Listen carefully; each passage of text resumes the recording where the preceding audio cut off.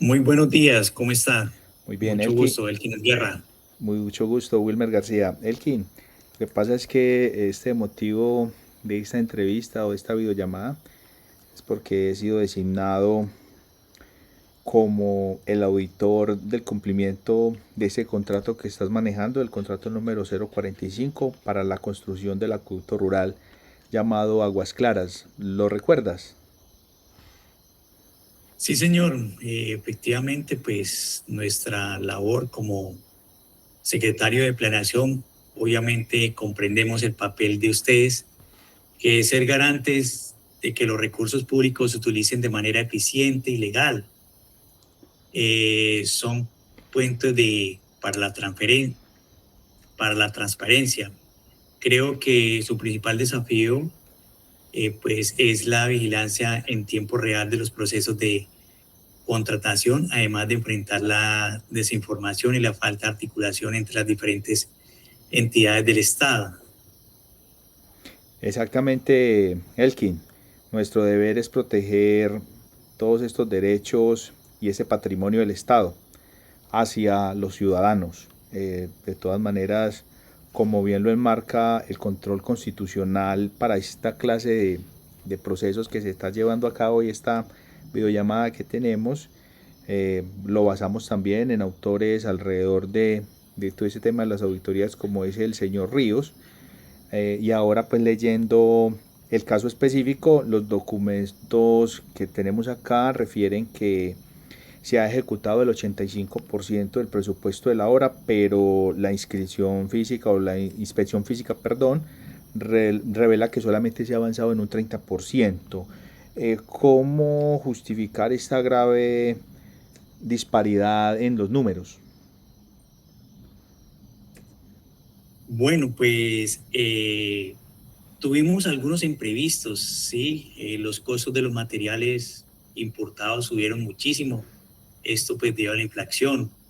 Igualmente, pues el invierno nos jugó una mala jugada, esto pues hubo retraso en el movimiento de tierra. Todo está en las actas de suspensión, pues creemos que aquí no hay ningún desvío de fondos, es solo un tema de flujo de caja y factores, digamos, externos. Ok, secretario.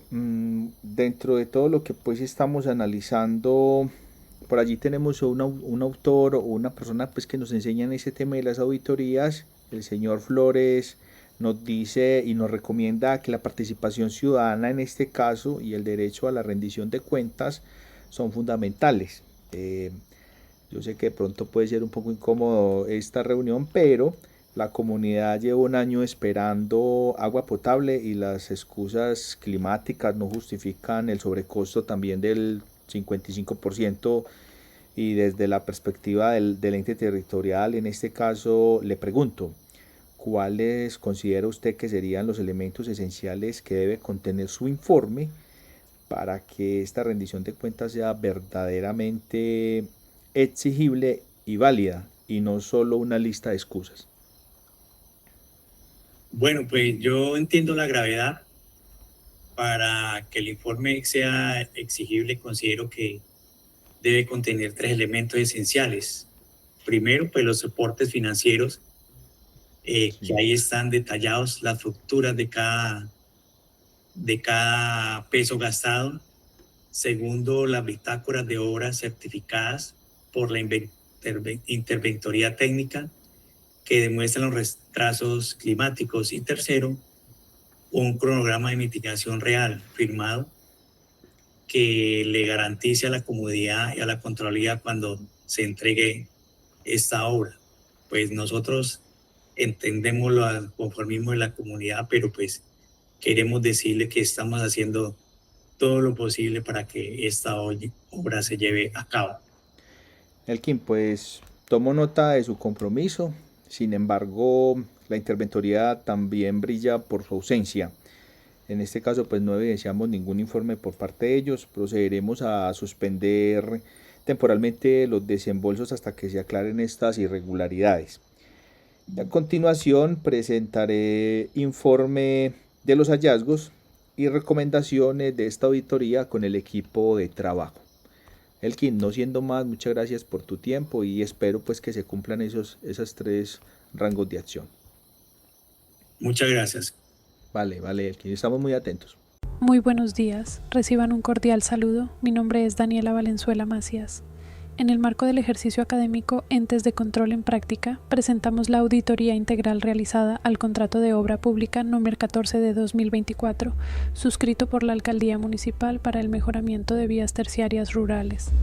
La presente auditoría se fundamenta en el artículo 267 de la Constitución Política de Colombia, que establece que el control fiscal es una función pública ejercida para vigilar la gestión fiscal de la administración y de los particulares que manejen fondos o bienes del Estado. Asimismo, el artículo 209 de la Constitución dispone que la función administrativa está al servicio de los intereses generales y debe desarrollarse bajo los principios de igualdad, moralidad, eficacia, economía, celeridad, imparcialidad y publicidad. En materia contractual, la Ley 80 de 1993 establece en su artículo 23 que las actuaciones de quienes intervienen en la contratación estatal deben desarrollarse con arreglo a los principios de transparencia, economía y responsabilidad. Igualmente, la Ley 1474 de 2011, Estatuto Anticorrupción, refuerza los mecanismos de prevención y sanción de actos de corrupción en la contratación pública. El objetivo de esta auditoría es evaluar la legalidad del proceso contractual, la eficiencia en la ejecución presupuestal, el cumplimiento del objeto contractual, la posible existencia de riesgos fiscales o disciplinarios.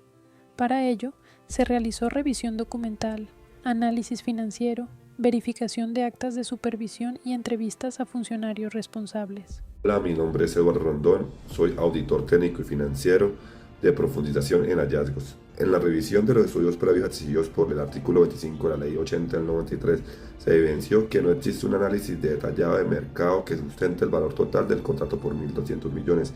En cuanto a la modalidad de contratación, se aplicó la figura de contratación directa bajo la declaratoria de urgencia manifiesta, regulada en el artículo 42 de la Ley 80 del 93. No obstante, el análisis documental se observa que el deterioro vial era previsible y no obedece a un hecho sobreviviente e imprevisible. Desde el punto de vista financiero se identificó lo siguiente: un anticipo del 40% al valor total, pago acumulados equivalente al 85%, avance físico certificado al 50%. Esta diferencia podía constituir un posible riesgo de detrimento patrimonial conforme a lo establecido en la Ley 610 de 2000, que regula el proceso de responsabilidad fiscal. Adicionalmente, se evidenció debilidad en el control interno, contrario a lo dispuesto en la Ley 87 del 93, la cual establece normas para el ejercicio del control interno en las entidades públicas. También se encontraron diferencias en las actas de supervisión, las cuales no detallan con precisión la cantidad y calidad de los materiales utilizados. En el marco del análisis realizado en el proceso contractual, se identificaron varios hallazgos relevantes. En primer lugar, se evidenció una debilidad en el principio de la planeación contractual, establecido en el artículo 25 de la Ley 80 de 1993, lo que puede afectar la adecuada estructuración del contrato.